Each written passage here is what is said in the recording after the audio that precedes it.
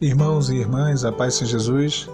Nesse vídeo eu gostaria de falar um pouquinho sobre um tema que foi sugerido aqui no canal, sobre a vontade permissiva de Deus, a vontade absoluta de Deus.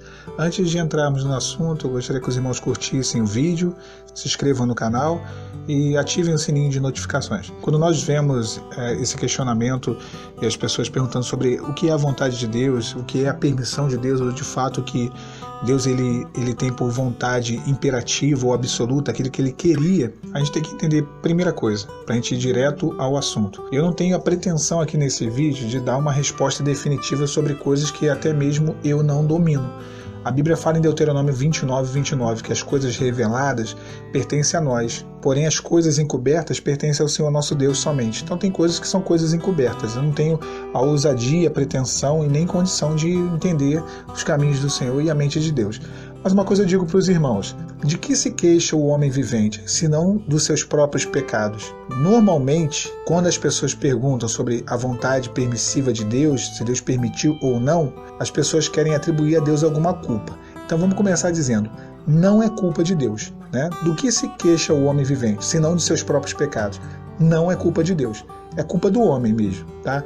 Porque embora Deus ele tenha todo o poder e o domínio sobre todas as coisas, Deus não manipula o processo da vida humana, embora ele possa intervir na hora que ele quer. O Senhor não fica ali manipulando o processo da vida humana, decidindo uma coisa ou outra, manipulando as nossas vidas ali nos bastidores. Não, são escolhas nossas. Nós fazemos escolhas, é o chamado livre-arbítrio, né? Nosso velho livre-arbítrio, que todo mundo sabe, que todo mundo conhece, todo mundo argumenta muitas das vezes. Às vezes a pessoa não conhece nem Deus, não está nem na presença do Senhor, se diz ateu, mas quando você fala de livre-arbítrio... Meus irmãos, a Bíblia ela é cheia de exemplos dessa vontade permissiva de Deus e da vontade soberana, vontade imperativa, quando Deus de fato ele deseja. Vamos dar uma olhada na situação do povo de Israel. Israel desejou um rei. Israel veio do período dos juízes. O Senhor constituiu ali o profeta Samuel como profeta, sacerdote, legislador sobre Israel, e o Senhor seria o rei de Israel. Mas Israel deseja um rei. Deus não queria que Israel tivesse um rei. O Senhor seria o rei deles. Mas eles queriam um rei como os outros povos, né? As outras nações que tinham rei. E aí Samuel vem triste para o Senhor e fala: eles não querem mais a mim. Aí o Senhor fala: não foi a você que eles rejeitaram, foi a mim. Se eles querem um rei, eu darei um rei para eles. E a Bíblia diz que Deus ele permite com que eles tenham um rei. E o primeiro rei deles, até Deus que direcionou, né, foi Saul. E Saul era um homem corajoso, valente, muito bonito, estava lá tudo certo, mas não foi um bom rei. Foi um péssimo rei para Israel. Começou até bem. Enquanto o Espírito Santo operava nele, enquanto ele obedecia à voz do Espírito Santo através do profeta Samuel, ele foi bem. Depois ele começou a subir a cabeça dele e as coisas andaram.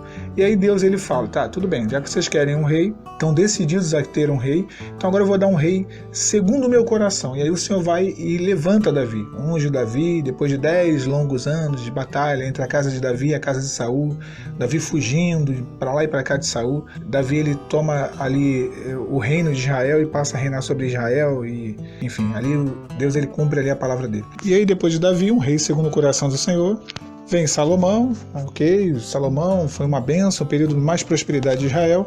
Depois de Salomão vem o filho dele Roboão e aí começa a dar tudo errado, irmãos, porque aí Roboão, ele não era muito experiente, era um rei novo, seguiu o conselho dos amiguinhos dele e trincou o reino. Quando trincou o reino, um dos chefes lá, dos generais de seu pai, chamado Jeroboão, ele levou metade do reino. Na verdade, metade não, digamos 90% do reino com ele. Ficou só 10%, que era a tribo de Judá, com Roboão. Então dividiu-se ali o reino de Israel em dois reinos, o reino do norte de Israel e o reino do sul de Judá.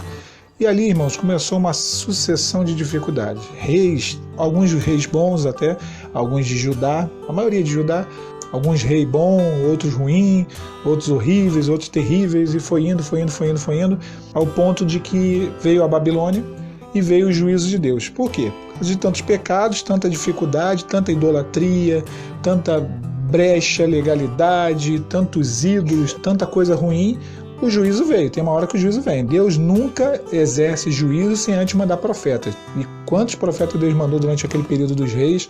E alguns foram até mortos. Então o juízo vem, a Babilônia vem, leva cativo o povo de Israel, o povo de Judá, um sofrimento terrível, a cidade queimada, o templo queimado, todo mundo morto, espalhado nas ruas, crianças, mulheres, e aquela tragédia terrível, e alguém dirá no meio da multidão: ué, se Deus é todo poderoso, por que ele permitiu isso? Calma aí, irmãos. Vamos voltar lá no início? Deus queria rei?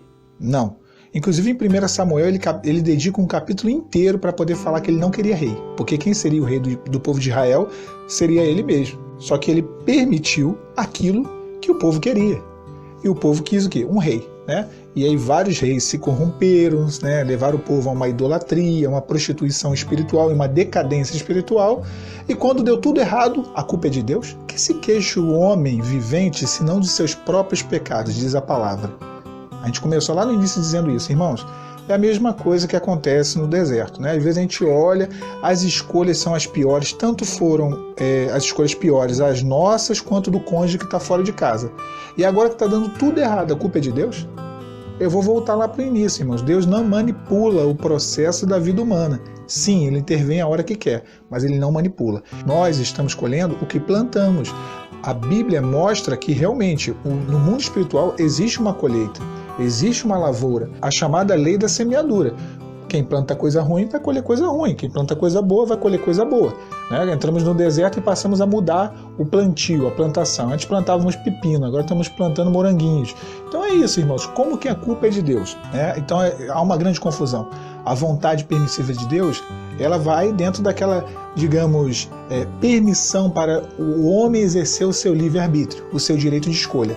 Mas quando dá tudo errado, aí a culpa é de Deus, porque Ele é todo-poderoso? Então, irmãos, eu quero me fazer entender, eu não sei se os irmãos vão entender de uma forma clara, mas se não entenderam, depois eu faço um outro vídeo. Existem inúmeros textos na Bíblia que mostram essa distinção entre a vontade permissiva e a vontade soberana de Deus. O que Deus realmente quer e o que Deus ele permite com que o homem faça a escolha.